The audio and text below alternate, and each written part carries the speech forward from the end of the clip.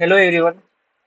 ये lecture number दूसरा है। इससे पहले मैंने लेक्चर नंबर 1 में रिएक्ट ऐप एप्लीकेशन इंस्टॉल करना बताया था एंड साथ में ही तेरहवीं सीसी में मैंने उसमें इंस्टॉल करी थी। आज के लेक्चर नंबर जो हमारा दूसरा है इसमें हम पढ़ेंगे रिएक्ट जेएस में कि रिएक्ट जेएस क्या होता है एंड रिएक्ट जेएस में कंपोनेंट क्या होता है एंड रिएक्ट जेएस हमारा फॉलो करता है कंपोनेंट बेस्ड आर्किटेक्चर। वो क्या होता है इसके बारे में जानेंगे। एंड रिएक्ट जेएस में हम यूज करते हैं रीयूजेबल कंपोनेंट। तो ये क्या होता है इसके बारे में हम जानेंगे। तो सबसे पहले जो एप डॉट जेएसएक्स है ये हमारी है मेन फाइल। इसी के अंदर ही जितने भी हमारे कंपोनेंट हैं इसी के अंदर ही रेंडर होंगे। तो हमें क्या करना है सबसे पहले एसआरसी के यहाँ पर राइट क्लिक करना है, न्यू फोल्डर पे जाना है एंड यहाँ पर कंपोनेंट नाम का एक फोल्डर बना लेना है हमें। इसी के अंदर ही पूरे हमारे कंपोनेंट के फोल्डर रहेंगे।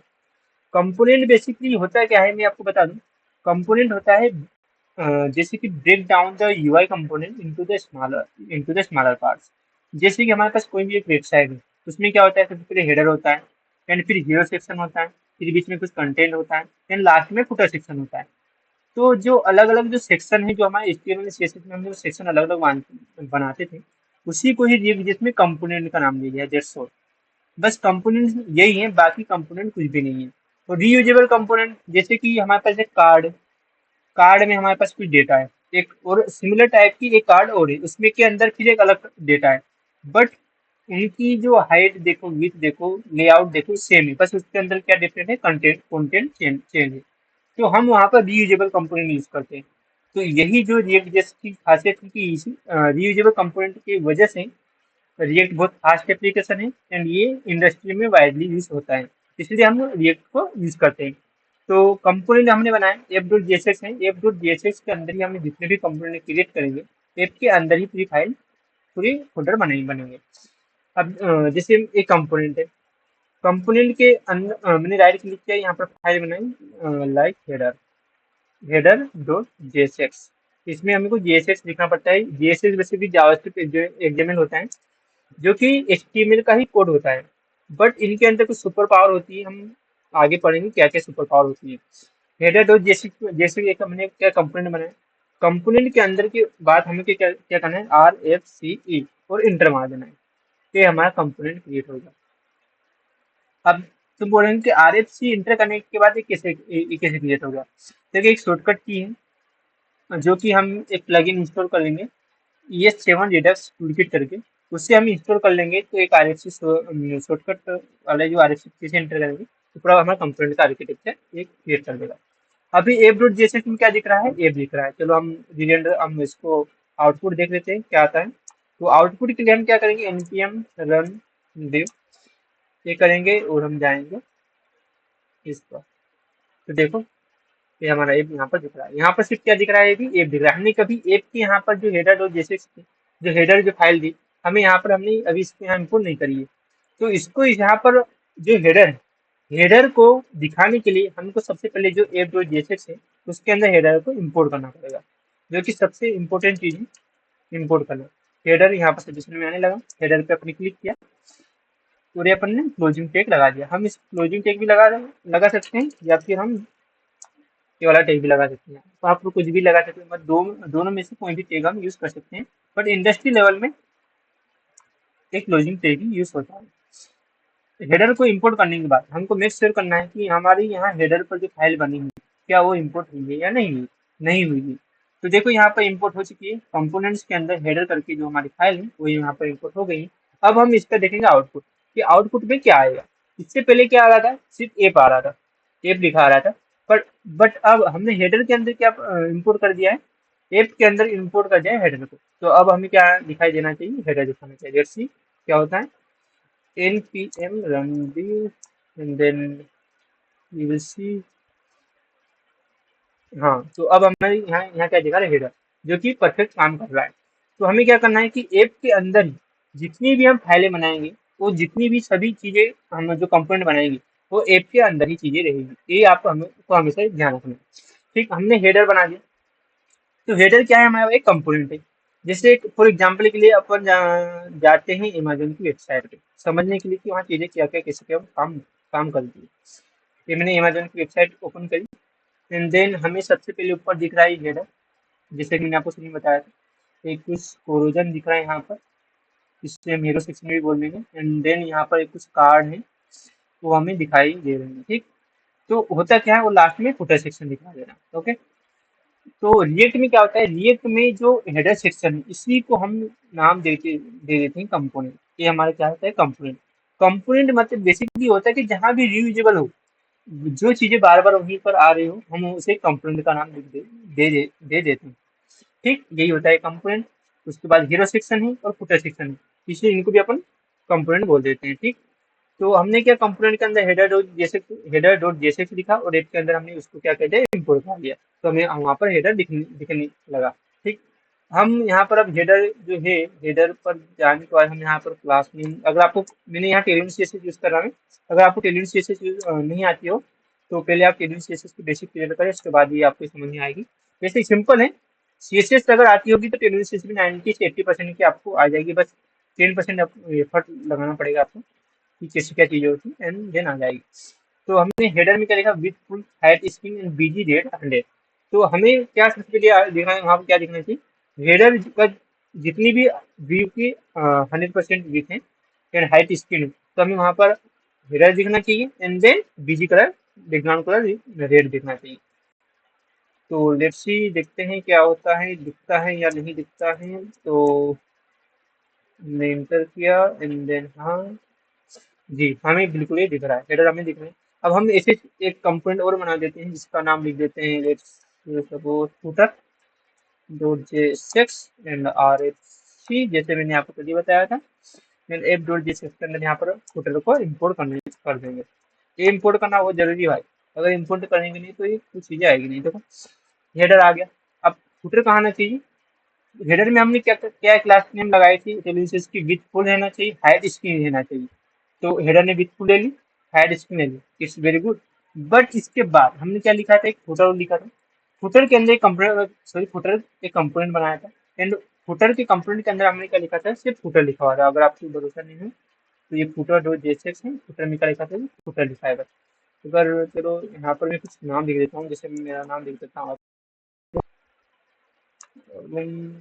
ठीक, अब देखते हैं फुटर हमें वहाँ पर दिखाई देता है कि नहीं। ये हेडर का भी फुल हेड स्क्रीन दिखाई दे रहा बोलूँ तो लास्ट में हमको क्या दिखाई देना है, यहाँ और जो कि हेडर कंप्लीट हुआ।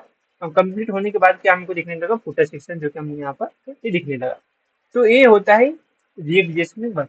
रिएक्ट जेएस में सिंपल कुछ नहीं होता है, कंपोनेंट बेस्ड आर्किटेक्चर फॉलो करते हैं। किसी भी वेबसाइट का को अलग अलग ब्रेकडाउन में तोड़ दो एंड उसका कंपोनेंट बना दो एंड उसके स्टाइलिंग कर दो, बस यही होता है। और कुछ फंक्शनैलिटी होती है, कुछ फंक्शनैलिटी हम आगे आगे जैसे वीडियो में बढ़ेंगे तो मैं बताऊंगा आपको कि क्या क्या टू कार्ट होता है, एपीआई को कैसे कॉल करते हैं, तो हम आगे वाले लेक्चर में देखेंगे।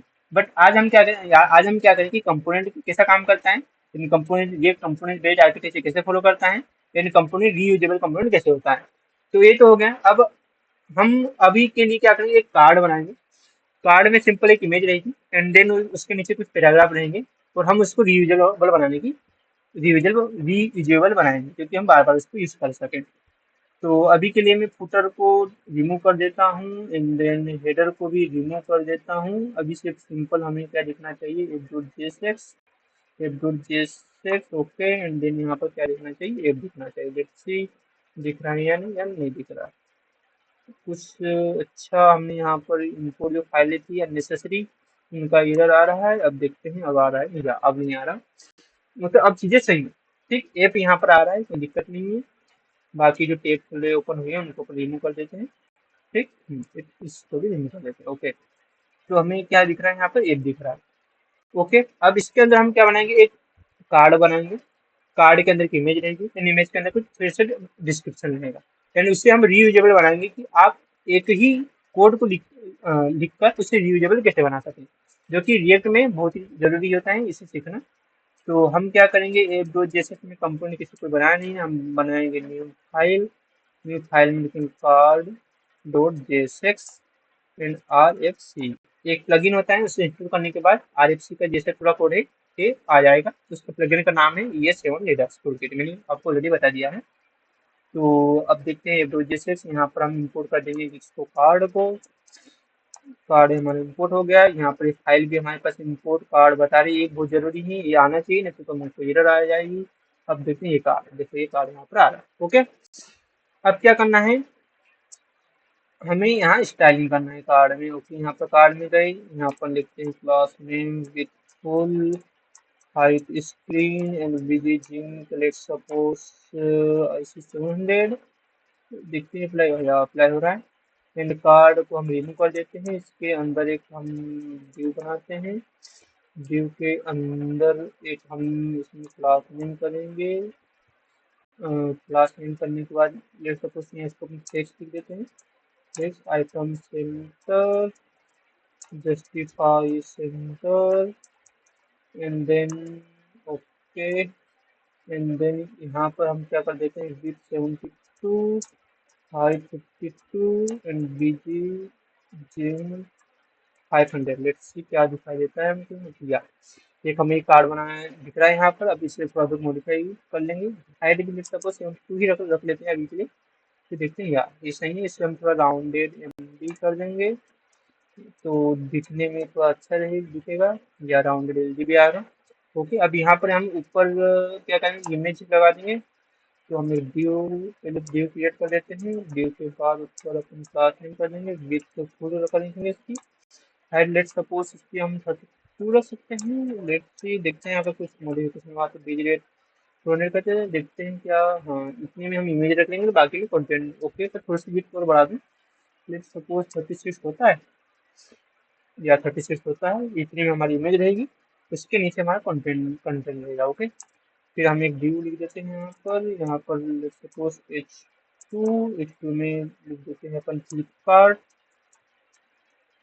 फ्लिपकार्ट दिख रहा है, या फ्लिपकार्ट दिख रहा है, एंड यहाँ पर एक पैराग्राफ लिख देंगे, यहाँ पर लोरेन हम 10 का डिस्क्रिप्शन लिख देंगे कुछ भी, या ये दिख रहा है, इसे हम थोड़ा सेंटर में करेंगे, जो कि पेडिंग दे देंगे अपन इसको, पेडिंग 5, पेडिंग 5। ओके, फ्लिपकार्ट को थोड़ा सा इसका टेक्स्ट जो है विजुअल कर देते हैं, फॉन्ट सेमी बोल्ड भी कर देते हैं। ओके, फॉन्ट सेमी बोल्ड भी कर दिया, एंड इसके मार्जिन बॉटम 2 की दे देते हैं। ठीक, एंड देन बस अभी सही नहीं दिख रहा है। अब हम क्या करेंगे, यहाँ पर एक इमेज लगाए, इमेज इंसर्ट कर देंगे। तो स्क्रिप्ट जाएंगे हम अनप्लेस वेबसाइट पर, यहाँ से हम अनप्लेस कोई भी ले सकते हैं, कोई जरूरी नहीं कि अनप्लेस, आपको जहाँ से अच्छी लगे वहाँ से कोई भी एक इमेज उठा लेंगे। अनप्लेस पर हम गए, अनप्लेस पर जाने के बाद लेट्स सी कौन सी इमेज हम ले। फ्लिपकार्ट पे अपन ने किया था, तो मैं चाहूँगा कि फ्लिपकार्ट से ही कुछ आए, तो देखते हैं क्या आता है। मेरा थोड़ा स्लो है बट डोंट वरी, या फ्लिपकार्ट या ठीक है, इसको ले लेते हैं अपन। Right click, copy image address and go to the अपनी फाइल, एंड यहाँ पर क्या लिखा था अपन ने, या ड्यू के अंदर हमने इमेज नहीं लगाई, इमेज कर देते हैं, इमेज के अंदर अपने स्टोरी डाला, और हम यहाँ पर क्लास नेम करके विथ फुल कर देता हूँ, हाइट फुल कर देता हूँ, ओके, कवर कर देता हूँ। अगर ये शेड्यूल सीरीज अगर आपको नहीं आती तो बहुत सरल है, बस ये हमारे ये आ गया। ठीक, अब हमें क्या करना है, इसको थोड़ा ओवरफ्लो हिडन कर देता है, क्योंकि ये जो इमेज है वो बाहर की तरफ बढ़े, तो ओवरफ्लो हिडन तो काम कर रहा नहीं कर रहा, किसकी दिक्कत है भाई। Overflow hidden, overflow hidden, overflow hidden क्या दिक्कत है भाई। देखते हैं काम क्यों नहीं कर रहा है यहाँ पर। ओवरफ्लो हिडन अब देखते हैं, या ओवरफ्लो हिडन ये हो गया। ठीक, अब अब देखो एक कार्ड, इसमें इमेज यही है, फ्लिपकार्ट है, और यहाँ पे कुछ लोरेम करके हमने यहाँ पर डाला है। अब हमें क्या करना है कि यही ऐसे ही कार्ड अलग अलग कार्ड बनाने हैं। जैसे हम जाएंगे अमेजोन की वेबसाइट पर, तो हमको वहाँ पर अलग अलग कार्ड दिखेंगे, जो कि कार्ड सेम रहेंगे, बट उनमें इमेज अलग रहेगी, उनका जो कंटेंट है वो अलग रहेगा, बाकी सब चीज़ें सेम रहेगी। तो यही रिएक्ट की एक खासियत है कि चीज़ें वही रहेगी, कंटेंट चेंज रहेगा। तो हम कंटेंट को चेंज करने के लिए हम देखते हैं आगे क्या करते हैं। जैसे ये देखो, हम्म, ये देखो हमारे पास कार्ड, ये इनके अंदर क्या है, यहाँ पर दिया है pen Deco 6 graphic drawing pen, ये हमारे ड्राइंग पेन है। एंड ये हमारा ट्राईपोड है, एंड ये हमारा एचपी का लैपटॉप यहाँ बताया। तो देखो ये 3 कार्ड है, इनके अंदर क्या डेटा अलग अलग है, इमेज अलग अलग है, बस। वो जो बाकी इनकी जो प्राइस है वो अलग अलग है। बाकी जो कंटेंट वाइज, जो उनकी विथ वाइज है, हाइट वाइज है या स्ट्रक्चर वाइज है, वो सेम। तो यही हमें रिएक्ट में फॉलो करना है, हमें अलग से डिव क्रिएट नहीं करना है। अगर हमको लेट सपोज कि अलग से इसी सेम करना पड़ता, तो हम यहाँ डिव को रिपअप करते एंड देन यहाँ पर कंट्रोल सी करते, फिर यहाँ से कंट्रोल वी करते, तो हमको एक डिव और दिख जाता। थोड़ा सा गेप कर देता है यहाँ, तो ज़्यादा से तो गया, ये फोर कर देते तो थोड़ा दूर हाँ। तो ये ड्यू एक अलग है। फिर हम क्या करते हैं, इसमें अलग अलग कंटेंट का तो सब चेंज करते हैं, सोर्स चेंज करता है, फिर फ्लिपकार्ट चेंज करना पड़ता है, तो सब चीज़ें क्या हमें खुद से मैनुअली चेंज करना पड़ता है। तो हम क्या डिव जिसमें ऐसा नहीं होता, डिव जिसमें क्या करेंगे हम एक अरे ऑफ ऑब्जेक्ट बना देंगे, जिसमें क्या रहेगी, जिसमें हमारी इमेज रहेगी चेंजेस, हमारे जो कंटेंट है वो चेंज रहेंगे, बाकी सब चीज़ें वही रहेंगी। तो हमें क्या करना है, फंक्शन कार्ड के नीचे यहाँ पर हमें क्या करना है, एक अरे ऑफ ऑब्जेक्ट नाम का डेटा बनाना है। तो कौन डेटा, यहाँ पर अरे, और अरे के अंदर ये हमारा ऑब्जेक्ट, अरे ओके, एंड यहाँ पर हमारा ऑब्जेक्ट, ठीक। ऑब्जेक्ट में क्या है हमारे पास, सबसे पहले आईएमजी है, तो आईएमजी एंड देन क्या है उसके बाद है टाइटल। लेट्स सपोज टाइटल नाम दीजिए अपन, यहाँ पर जो नाम देंगे ना वही नाम अपन नीचे भी इंसर्ट करना पड़ेगा जब ये चीजें आएगी। तो अपन यहाँ पर क्या देंगे, पेरा, ठीक। अब हमें इनके अंदर क्या चाहिए, इनके अंदर हाँ इतना करने के बाद लास्ट में कॉमन लगाना भी पड़ेगा, नहीं तो वही एरर दे देगा। तो हमें क्या करना है, इमेज, तो यहाँ पर इमेज चाहिए, टाइटल चाहिए, पैराग्राफ चाहिए, ओके। तो फर्स्ट वाली जो चीजें हैं अभी तो हम इसी को ही कर देते हैं। तो जो हमारी इमेज के अंदर जो इमेज एड्रेस है यार उसी को कर देंगे हम copy image address then paste. उसके बाद टाइटल क्या है, टाइटल फ्लिपकार्ट, जो कि यहाँ पर ऑलरेडी मैंने पहले से लिखा है फ्लिपकार्ट, ओके। ये डेटा जितना भी है ये डेटा डमी डेटा है, हम इसे चेंज करेंगे। हम ये डेटा हमारा आएगा कहाँ से, वो डेटा आएगा हमारा अरे ऑब्जेक्ट्स। तो फ्लिपकार्ट है, फ्लिपकार्ट लेट्स सपोज लिख देते हैं फ्लिपकार्ट, तो फ्लिपकार्ट वेब्स कुछ भी लिख सकते हैं, let's suppose Flipkart website provide large amount of products, ठीक। ये हमने लिख दिया, प्रोडक्ट्स के मीनिंग बोला था प्रोडक्ट्स, ओके। ये हमने पैराग्राफ लिख दिया। अब ऐसे हमें क्या करना है, सबका डेटा चेंज करते जाना है और वही वही चीजें करते जाना है, ठीक। अब हम फ्लिपकार्ट है, लेट सपोज मेरे को यहाँ क्या चाहिए, अमेजोन चाहिए, ठीक, या मिंत्रा चाहिए, ओके। मिंत्रा, मिंत्रा की वेबसाइट है, एम एम दिख जाओ कहीं, एम तो दिख नहीं रहा, मंत्रा आ गया, सॉरी मिंत्रा करना था फिर मिंत्रा, मिंत्रा का नाम है, मिंत्रा की वेबसाइट क्या है यार, स्पेलिंग नहीं दिख पा रहा अच्छे से, मैं मंत्रा उससे दिखेगा, मंत्रा मिंत्रा, अरे यार हाँ मिंत्रा है। तो क्या जाना है, मिंत्रा इतना हमें कॉपी नहीं हो रहा, मिंत्रा हाई हो गया था एम, ठीक। एम को हमने किया control right click, copy image address, फिर गो टू द वेब, जो हमारी कोड है वहाँ पर, फिर कोड जाने के बाद जितने भी कॉपी इमेज एड्रेस के अंदर है इमेज, इसे हमें करना है स्टेप एंड देन उसे करना है रिमूव, जो हमारे पास कंटेंट है उसको करना है पेस्ट, ठीक। ये हमने इतना क्या, ओके, इन कंट्रोल भी किया। और टाइटल में हम क्या लिख देंगे, यहाँ पे लिख देंगे अमेजन, नहीं मिंत्रा, सॉरी मिंत्रा, एंड मिंत्रा अपन भी लिख देंगे मिंत्रा also provide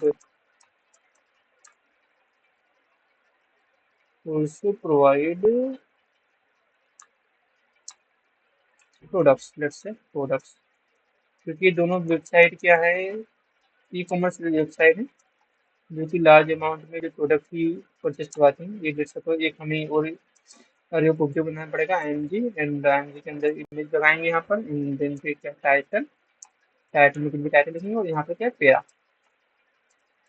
ठीक। तो हम यहाँ पर एक लेट सपोज कौन सी ले, हम ले हम यहाँ पर अमेजोन की वेबसाइट ले लेते हैं, अमेजोन का जो भी कार्ड है वो ले लेते हैं, ठीक है। लेट सपोज हाँ इसको ले लेते हैं, राइट क्लिक करेंगे, कॉपी इमेज एड्रेस करेंगे एंड देन यहाँ पर जाएंगे, इसको यहाँ पेस्ट कर देंगे एंड देन जाएंगे टाइटल पे जाने के बाद हम क्या करेंगे, अमेजोन अमेजोन पैराग्राफ में क्या लिख देंगे, हम पैराग्राफ में कुछ भी अमेजोन के बारे में आप डिस्क्रिप्शन लिख सकते हैं, जैसे अमेजोन इट्स वेरी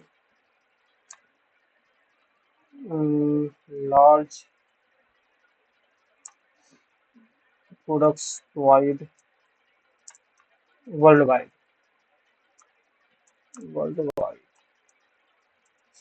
ये हमें लिख देते हैं वर्ल्ड वाइड ओके। अब हमें क्या करना है, हमारे पास यहाँ अरे देखो मैंने एक डमी डेटा बना है, या ये डेटा है, कौन सा डेटा करके ये हम बैकएंड से कॉल करेंगे, एपीआई से हम डेटा कॉल करेंगे। अभी के लिए हम बैकएंड का कुछ एपीआई कुछ कॉल कर नहीं रहे, तो हमें सिंपल रीयूजेबल कंपोनेंट क्या होता है उसे समझने के लिए कौन सा डेटा डमी डेटा बना है मैंने, जिससे कि हम रीयूजेबल का कॉन्सेप्ट समझेंगे कि किस प्रकार से काम करता है ओके। तो हम क्या करते थे, जब भी डेटा को हम, ये डेटा है, हमें कोई भी जैसे अरे में हम क्या करते थे, लूप लगाते थे कि फोर, जिससे आपने जावा पढ़ी होगी, तो 4 × i = 0, i <= 5, देन i ++, तो लूप हमारा कब तक चलता था, 5, तो 0 से 5 तक हमारा लूप चलता था। वैसे ही यहाँ पर हम क्या करेंगे, डेटा, तो डेटा की जितनी लेंथ है वहां तक हम क्या चलाएंगे, लूप चलाएंगे। तो हम जो रिएक्ट में लूप नहीं होता, हम यहाँ पर मैपिंग यूज करते हैं, मैपिंग हुआ, फिल्टर हुआ, रिड्यूस हुआ, ये मेथड होते हैं जो कि अरे ऑब्जेक्ट पर चलते हैं। तो हम यहाँ क्या करेंगे, जो जितना हमारा कोड है, ड्यू के अंदर जितना हमारा कोड है, ये हमारे एक कार्ड है, तो इस कार्ड को हम क्या करेंगे, मैपिंग कराएंगे डेटा में, और इससे हम क्या करेंगे, रिटर्न कर देंगे हर बार, ठीक। तो ऊपर ही यहाँ से करेंगे हम इंटर एंड लिखेंगे कर्ली ब्रैकेट, कर्ली ब्रैकेट के अंदर लिखेंगे डेटा डॉट मैप, और मैप के अंदर हम लिखाएंगे एक फंक्शन, हम इसे फंक्शन लिख सकते हैं, मैं यहाँ एरो फंक्शन यूज कर रहा हूँ। अगर आपको नॉर्मल फंक्शन यूज करते हैं तो नॉर्मल फंक्शन भी यूज कर सकते हैं, नॉर्मल फंक्शन हम बेसिकली किस यूज करेंगे, हम नॉर्मली फंक्शन यूज करेंगे, ऐसा फंक्शन, तो फंक्शन के अंदर फंक्शन ये यूज करेंगे फंक्शन, पर मैं यहाँ यूज कर रहा हूँ एरो फंक्शन, क्योंकि एरो फंक्शन बहुत अच्छा है, इंडस्ट्री लेवल पर यूज भी होता है, तो आप भी सीखो एरो फंक्शन, कुछ नहीं होता है। डेटा डॉट मैप ब्रैकेट लगाए, ब्रैकेट के अंदर एक और ब्रैकेट लगाया अपन ने, उस ब्रैकेट के अंदर हम दो चीजें हमारे पास आएगी, एक आएंगे हमारे एलिमेंट एंड एक आएगा हमारा इंडेक्स। तो लेट्स सपोज यहाँ एलिमेंट लिखते हैं एंड देन इंडेक्स, इंडेक्स मतलब कि कौन से इंडेक्स पर है, जैसे 0 1 2, जैसे मैं अरे में करते हैं ना, 0 1 2, एंड देन उसके बाद double equal to and then curly bracket and return. आपको रिटर्न लिखना बहुत जरूरी है, अगर आप दो कर्ली ब्रैकेट लगा रहे हो तो आपको रिटर्न लिखना जरूरी है, अगर नहीं लगा रहे हो तो दिक्कत तो नहीं पड़ेगी जरूरत। रिटर्न करने के बाद जो हमारे पास ड्यू था, उस ड्यू को हम यहाँ करके कंट्रोल एक्स किया एंड देन यहाँ पर कंट्रोल करके पेस्ट किया, एंड देन हम देखते हैं कि क्या हमारे पास जो आउटपुट में है, हमें रिटर्न कितने करे थे डेटा, 3 डेटा, सॉरी 0 1 1 2 3, 3 डेटा है हमारे पास, वो हम क्या करें, अरे को रिटर्न कर रहे हैं। तो हमारे पास कितने कार्ड दिखना चाहिए, यहाँ पर 3 दिखना चाहिए। अब देखते हैं 3 कार्ड दिखते हैं या नहीं दिखते हैं, तो लेट्स सी, हमें 3 कार्ड यहाँ पर दिख रहे हैं। बस हमें अब इसमें क्या करना चाहिए, अब इसमें हमें इसका डेटा चेंज करना है, दैट्स ऑल। डेटा चेंज करने के लिए मैंने ऑलरेडी पहले से वहाँ क्या बना था, डेटा करके अरे ऑब्जेक्ट बना दिया था, जिसमें हम ये चीजें चेंजेस करेंगे। तो चेंजेस करने के लिए जो एसआरसी के अंदर जितनी भी हमारी ये हमने यहाँ डाली थी, HTTP मेल प्लेस, उससे करना है क्लिक, एंड देन उसके बाद क्या करना है, IMG एलिमेंट के अंदर जो एलिमेंट है, एलिमेंट के अंदर क्या आ रहा है, IMG आ रहा, तो element dot IMG, and then उसके बाद क्या रहा, फ्लिपकार्ट के अंदर element dot title, element dot title, and then यहाँ पर क्या रहा है, element dot para, okay, element dot para, हाँ। तो अब हमारे पास क्या आना चाहिए, अब हमारे पास पूरी इमेज अलग आनी चाहिए, टाइटल सबके अलग आना चाहिए, एंड साथ में हमारे सबके पैराग्राफ भी अलग आने चाहिए। अब देखते हैं आते हैं या नहीं आते। लेट्स फ्लिपकार्ट, मंत्रा, अमेज़न, तीनों कार्ड अलग अलग आ गए हमारे पास। तो ये होता है रीयूजेबल कंपोनेंट रिएक्ट जिसमें यहाँ पर फ्लिपकार्ट आ रहा है, यहाँ पर मिंत्रा आ रहा है, यहाँ पर अमेज़न आ रहा है, इस सबका डिस्क्रिप्शन भी अलग अलग आ रहा है जो हमने वहाँ पर लिखा हुआ है।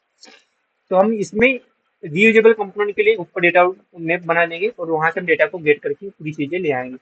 तो ये होता है हमारे पास क्या, रीयूजेबल कंपोनेंट। कार्ड में बनाए, कार्ड के अंदर f.json में कार्ड को हमने क्या किया, इम्पोर्ट कराया, जो कि बहुत जरूरी है। अगर इम्पोर्ट नहीं कराएंगे तो ये एरर आ जाएगी। तो बस यही था कि कंपोनेंट क्या होता है, react JS component based architecture कैसे फॉलो करता है, एंड रिएक्ट जेएस में रीयूजेबल कंपोनेंट क्या होता है, जो कि अपन ने अपनी सीख लिया है। मैं आशा करता हूँ कि आपको समझ में आया होगा। एंड देन इसके बाद जो अगला वाला वीडियो रहेगा उसमें हम आगे की चीजें पढ़ेंगे कि आगे यूज स्टेट क्या होता है, यूज इफेक्ट क्या होता है, रिएक्ट लाइफ साइकिल मेथड क्या होती है, बैकएंड से एपीआई कैसे कॉल कर, बैकएंड से डेटा हम कैसे लेते हैं, एपीआई कैसे कॉल करते हैं, उस सभी के बारे में पढ़ेंगे। तो बस आज का वीडियो यही था। अगर आपको पसंद आया होगा तो वीडियो को लाइक एंड सब्सक्राइब करें। Okay, thank you.